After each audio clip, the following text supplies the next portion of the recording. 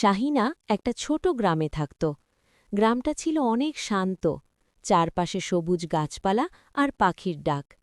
কিন্তু শাহিনার একটা বড় সমস্যা ছিল, সে ভূতকে খুব ভয় পেত।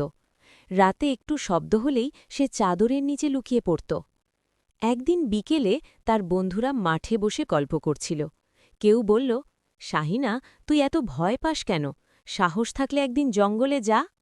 শাহিনা প্রথমে না করল, কিন্তু সবাই হাসাহাসি করায় সে একটু রেগে গেল। সে বলল, ঠিক আছে, আমি যাব জঙ্গলে, দেখিয়ে দেব আমি ভয় পাই না। পরের দিন বিকেলে সাহস করে সে জঙ্গলের দিকে রওনা দিল। জঙ্গলে ঢুকতেই চারপাশটা একটু অন্ধকার আর নির্জন লাগছিল। গাছের পাতায় হাওয়া লাগলে অদ্ভুত শব্দ হচ্ছিল।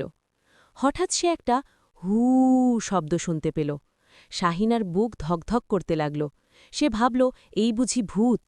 কিন্তু একটু সাহস করে সামনে এগিয়ে গেল। দেখে অবাক হয়ে গেল, একটা প্যাঁচা গাছের ডালে বসে ডাকছে। শাহিনা একটু হাসল। সে বুঝল, আরে, আমি তো অকারণেই ভয় পাচ্ছিলাম। আরও একটু এগিয়ে গেলে ঝোপে কিছু নড়াচড়া হল।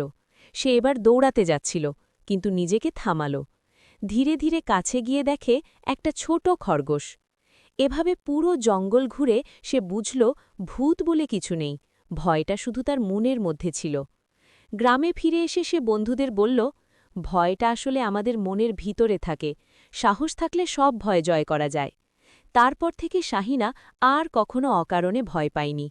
ভয়কে জয় করতে হলে সাহস দরকার, আর সত্য জানলে ভয় পালিয়ে যায়।